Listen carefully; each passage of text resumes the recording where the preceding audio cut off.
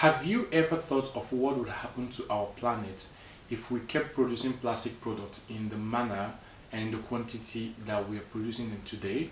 According to United Nations Environment Program, about 300 million tons of plastic wastes are produced every year. Over the past decades, we have had huge outcry against how plastic products are being detrimental to our environment. Did you know that it takes almost 400 years for one plastic bottle to decompose? Plastic bags are made from crude oil and are mostly used once, therefore makes room for high cost of production. They pollute our oceans, causing huge threats to our aquatic lives. Our atmosphere is hugely polluted whenever plastic products are burned. It is not good for us, for our health. It is not good for our wildlife. It is not good for the ecosystem, and ultimately, it is not good for our planet. In the past years, people have shown concern towards this issue. Some have even gone ahead to develop ideas, which would provide solutions to this particular issue.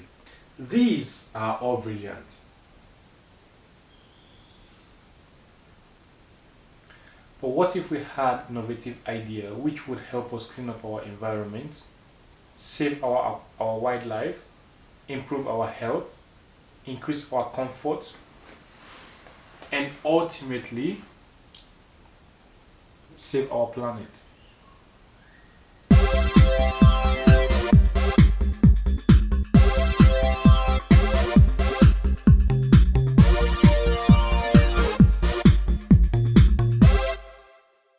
Save our planet. On this episode of One on One with Chibueze, I sat down with one of the innovative minds to discuss innovation and entrepreneurship. Here we talked about innovative solutions to the issue of plastic waste. Join our conversation to find out how we can make our environment much cleaner and much more habitable. Today we want to talk about innovation and entrepreneurship. And joining me on the show today is Mr. Mfobi Ferdinand. Hi, Mr. Mfobi. You're welcome on the show. Welcome. Yeah. So today we are talking about innovation. How would you define the term innovation? To me, innovation is simply improving the quality and simplifying the process of creating services and activities and goods. Yeah. So recently you came up with the company Amabo. Exactly. So I'm sorry about that. You came up with the company Amabo. What's Amabo all about? Well, the definition of Amabo is simply African market and business opening. Mm-hmm. Coincidentally, if you read it from behind, it sounds Obama. Okay, this is really great. Okay, so how did you come up with this? It's just as in my board members meeting, we were trying to bring up a name which can fit our vision, because Amabo intends to be like a conglomerate in the future. Okay. So that way you can see if you read the definition, it says African business and African market and business opening. Yeah. Yes. So okay. Yes. So you are into recycling and producing roofing ties, with plastic, waste plastic. How did you come up with this idea? Because I mean the issue of waste and plastic is something that has been it has been receiving a huge outcry over the years, and people have been concerned about what's going to become of all this waste we've been having. So how did you come up with this idea, to recycle waste and use it for something as significant as roofing tiles? Yes, actually, before I answer your question, I want to clarify. So we use sand and plastic. Okay. For the idea, this idea was born out of necessity. Mm-hmm. I grew up in a local community where in school we were taught how to disperse waste. And the way we were taught was that we gather the dirt or the plastic and all other waste together and burn them. And all this was not good for the ozone layer. But for me at that time, I didn't know the impact or the ecological impact that this had on our ecosystem. Yeah. Well, I had the privilege to have traveled a lot, Mm-hmm. and in the course of traveling, the ideas started coming in my mind, Yeah. seeing the way other countries were treating their waste. Yeah. And going to and fro to Cameroon, I saw that the problem of plastic was really becoming hazardous because it was becoming almost like an epidemic for my community. Yeah. So I came to Austria, and in the course of doing my research, I saw that Austria, being one of the cleanest countries in the world, I asked, how do they do? How do they manage their waste? Then I did a lot of research, and I found that there are a lot of ways that plastic could be recycled or be treated, and not just treated to discard, but also produce something which you can give a second life. Yeah. And then I thought of it. I said, in Cameroon and in Africa generally, if you look the way houses are being roofed there, we use zinc. Yeah. And if you look at it, most of the houses the roofs are rusty. Yeah. And people collect water from these rusty zincs, these rusty roofs, which is not very healthy. And some of the time they drink this water. But then, with the idea of Amabo, I thought this innovation could be more appreciated and more healthy using our innovation to replace those roofs. That is why I decided, let me start from the roof. Listening to my guests talk about how there are so many different products that could be made out of plastic waste, I was really interested and quite curious to know why he decided for roofing tiles.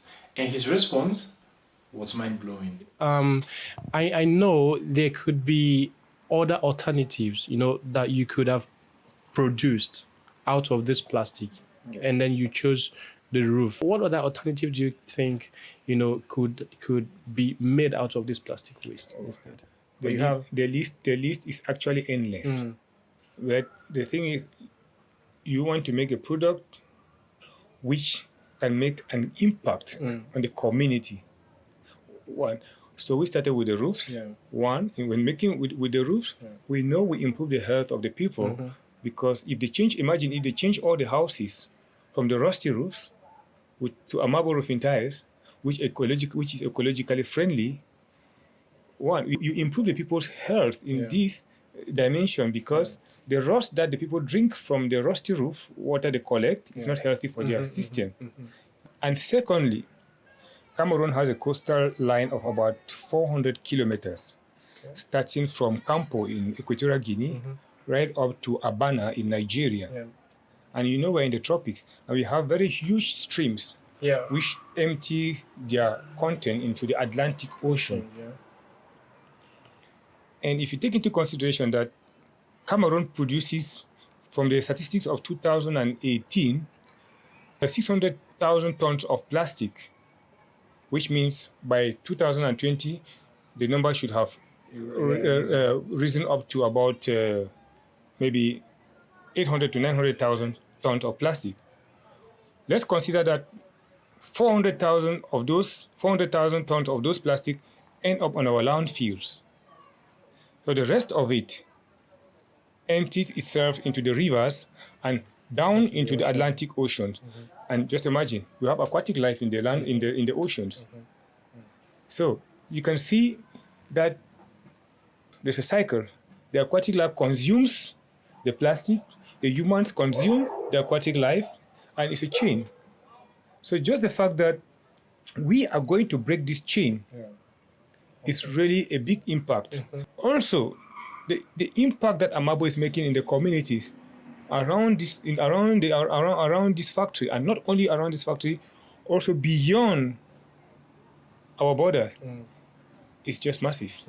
Great. Based on what I saw on the newspaper, regarding Amabo, it says that Amabo already has about 30 employees. So also, I think this is something that is also very important. Creating job opportunities for young people. In Africa. What would you say about this? Yes. When you talk of 30 employees, those are 30 direct employees. And if you look at the average African family of, let's say, 5 to 7, If you multiply 5 by 30, that's 150 people who are directly depending on the Amabo. And not just the employment aspect. There's a lot of awareness. We create a lot of awareness in schools and in our community about the negative effect or impact of discarding waste plastic on the streets or on the landfills, which, as I said earlier, end up in the Atlantic Ocean or in our rivers that cause a lot of flooding, cause a lot of landslide, and in fact, the negative effect is just too much. Plastic, as you know, can take up to 100 years for it to break down or for it to decompose. So it also helps to retard the quality of the soil to regenerate itself. So in this case, if we clear our landfills of just the fact that Amabo, let me bring up a point. Amabo consumes, at our present capacity, 40 to 50 tons of plastic a month at full capacity. So you can imagine that if every month we can clear the streets of 40 to 50 tons of plastic, I believe in the next 5 to 10 years, our streets will be completely free from plastic waste. Yes. On the business aspect of our conversation, he shared with me the inspiring story of his partnership deal, which runs across the shores of Africa. He further highlighted the markets which should be expecting their products. Okay, good. It's actually also very, very impressive. Seeing the fact that Amabo is in partnership with the Austrian Development Agency. This is a question that I find very important. Because it could also, it's not just for here, but probably it could inspire a lot of other persons. How did you come up with being able to convince the Austrian Development Agency to come in this partnership with them? Yes, I know most people have the impression that in Austria, being somebody from another country, it is difficult to make an impact or to make some breakthroughs here. But I don't believe in that. For me, I believe if I want to do something, I go for it. If you fail, you try and try. Fortunately, the project of Amabo fell in alignment with the objectives of the ADA, which is to help innovations and help other development in other countries out of Europe. When we presented our project to ADA, they were very contented with it because they saw that the advantages of it were in alignment with their policies. So if I might ask you, did you go through any hurdles, trying to get this? What hurdles, like what kind of obstacles? Yes, obviously, when you talk of hurdles, my hurdle was just time. Okay. Yeah, because if you look at the administration of Amabo, it comprises people of different walks of life, people who have the same vision. So when we presented our project to the Austrian Development Agency, they saw the composition of our team. They made field trips to Cameroon to actually do some feasibility studies themselves. And they themselves, they had a first-hand experience of the challenges that we have in Cameroon regarding the waste plastics on our streets and on our waterways. That is why I think that they approved of our project. Now, this is, you said that the roofing tiles, right? Yes. That is made out of this plastic is both with sand and plastic, right? Exactly. So when we talk about the competitive strength of these tiles, in the market, because like in Africa, most of the African countries depend on countries like China, for example, for their roofing material. So how reliable and sustainable are these roofing tiles that Amabo produces? Yes, based on our metrics, when we're doing our feasibility studies, we realized that the consumer pattern in Cameroon is changing, it's innovating. People are now buying a lot of products that has to deal with plastic, maybe other plastic packaging and all that. So one, for sustainability of the project, the consumption or the quantity of plastic waste in Cameroon is increasing every year. So as far as the purchasing power of the people is rising, so is also the consumption of plastic or the purchasing of plastic products also, which most of them end up still on our street. So for that, we made our feasibility studies and found out that there will always be an increase in the quantity of plastic that will be deposited on our streets or on our waterway. The strength, the durability of the roofing tiles that are being roofing produced, tiles. how is it going to be able to stand sunshine, and that people are going to be able to rely on the roofing tiles that Amabo produces, in order to compete strongly in the market. Exactly. Obviously, we did during our feasibility studies, we did a lot of tests also, on which our products even certified. So, and most of the customers who have come to have a first-hand experience of our product, they are very appreciative of the product. One of the quality of the product is that, one, it's unbreakable. It regulates the temperature. You can know, you see, like the temperature an average temperature in our tropics is about 30 to 45 degrees. But with our marble, when you roof your house with a marble tiles, you don't need an air condition, because the materials we use and the coating we apply on it reacts against the UV light of the UV light of the sun. So during the day, your house has a stable temperature which doesn't go up to a certain which doesn't fluctuate. So, and then for the consumer pattern also, in Cameroon or in Africa generally, we have the trend of always trying to venture into new product, especially with the disappointment that our people have gotten with the zinc roof. Because with the zinc, if you look at the market today, look at the houses, 95% of the houses, not only in Cameroon, around Africa as a whole, you see that they are roofed with zinc. And after 5 or 3 years, you see those roofs become very rusty. You invest something to say maybe about 50 to 60,000 euros or on your small duplex, and in a couple of years, the first part of it that start getting way out is the roof. So it's very discouraging.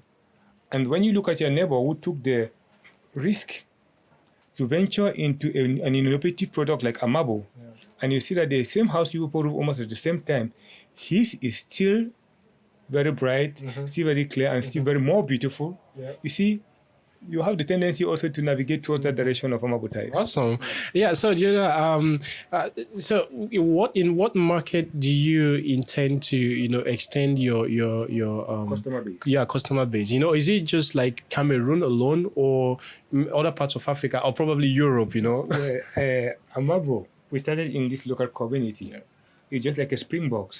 And if you look at the initial objective of Amabo, is to create awareness, to create employment in local communities and in Africa as a whole. But right now, we started in Likoki, or in Cameroon. Already we have calls from Chad. We did even a delivery in Chad last week. We have calls from Central African Republic. We have calls from Congo. We have a delivery which we are going to do in Ghana. We have a delivery which we are going to do in Hawaii in the United States, because there they also have the tropics. And they've come to realize that Amabo's roofing premium tiles is the best quality product you can use in any tropical region. This is absolutely a great news, that it has actually gotten up to Hawaii. Then that's amazing. Yeah. That's amazing. And so now, how do people get in contact with Amabo? Being able to reach them and contact them? Yes, with social media today, and it's very easy to get through to us. You can go on Facebook, on Google. You can find us. We have a website which. What's it called on those platforms? Yes, we have Amabo. We call it, the French acronym is Amabo Tuile Cameroon. Or Amabo Premium Tiles. You will find it. Yes, Cameroonese. I was as well delighted to know how my guest managed running his business and his family, which obviously were in two separate locations. You know, his business is in Africa, in Cameroon, in Africa, and his family is in Austria and Europe. And it was so inspiring, anyways, to get this information, because I feel like a lot of people, especially young entrepreneurs, could actually learn a lot from this. And maybe you might also be having this kind of difficulty, and you don't know how to handle it. His story might also inspire you. Just take a listen, and yeah, I hope you find something that would work for you from his story as well. Awesome. Now, you are a family man. Yes. And whose family bases in Austria, Exactly. and the company is also based in Cameroon. How do you navigate this? How do you manage family with business? To put everything, make sure that everything is in perspective. Yes, I know we living in the Western world, bringing up a family here is not very easy. But the way you structure your family from the initial state, and if you have a wife who is understandable to you, it is very easy. And for me, I think my strength is my wife. Okay, and my children also, their upbringing and their religious upbringing also, which are impacted in them as a very young, has played a very great role for them to continue in the same path that I initiated in them when they were very young. You mentioned something about religion. I believe you are a believer. Oh yeah, I'm a Christian, and I'm very prayerful, and that is what I believe. These are doors that God is opening to me, really, to be very honest with you. And my family, all of us, my children also, in spite of my absence, they are really walking the same path that I initiated them. Yes. This is really great to hear. This is really awesome to hear. So what would you say to, I believe that there are some African innovative minds here in Austria, in Europe at large, who who also have things that they would want to come up with, but maybe because of the resources or because of the channel, through with which they can bring this to life, it's a huge challenge to them. So how could you encourage them, and what would you say to them, to encourage and strengthen them? Yes. If you interview, maybe say 99% of Africans here, they always have dreams back in Africa. But the problem is to make that move. Exactly. And sometimes they make the move in the wrong sectors, or they want to go into adventure in Africa, but they are going in with a lot of fear or doubt in their mind. One, the first thing for me is that I always tell people is that, please, we've come to Europe maybe to look for a better life. But sometimes we might never get the money or the millions of euros that we dream in Europe. You can learn something new from Europe. You can learn an idea from Europe and take it back home and put it into practice. It is very easy to start something small in Africa than here. So the first thing is this: try to always be in contact with your people back at home, and do a lot of research. There are a lot of opportunities in Europe. A lot. It's very easy. When we were growing up, there were no internet. There were no. In fact, we only rely on information from all newspapers. That's right. But today you have everything. You have smartphones. You have laptops. The world and everything is in these phones. Go into them, make your research, and make contacts. In Europe, was already built long ago. All what they're doing now is innovation, and which some of the old technology which the Europeans are innovating are still very new for us. So there is still a lot to be exploited. And don't always feel that you shouldn't always feel, oh, maybe it will not, maybe they will not. No, go. You have a lot of organizations here which are also willing to help, but they don't also know whom and how to channel their help to Africa. But if you come up with a sustainable project, which you yourself, you believe in it, and you are willing to take the risk to go down and confront this project, I believe that you will find somebody along the line here in Europe who is going to assist you in one way or another to make sure that your dream comes true. Those are great words. Thank you so much, Mr. Mfobi. I really appreciate you for joining me on the show today. So, viewers, you already heard it. Take the step, take that bold step, and just make the move. You don't have to gather all the millions. You don't have to have everything figured out. Just make sure you've done your background research, and then make the first move. Once you make the first move, everyone is prone to failing. Everyone is prone to falling at some point. But the most important thing is that we learn from our mistakes. That we don't stay on the ground even when we fall. We don't let our setbacks, to keep us back. So just make the first move, to do your research properly, take the first step, and then you will definitely see yourself there. We have great innovative minds amongst us Africans, amongst us African community, within the African community all over the world. We have great things to do in order to put Africa on the map again. Just do it. Take that step. These are great words from Mr. Mfobi, the CEO of Amabo. General Manager of Amabo. Thank you so much once again, Mr. Mfobi. I really appreciate you, for joining me on the show today. This is still one-on-one with Chiweze on King CTV. Thank you so much. Have a great evening.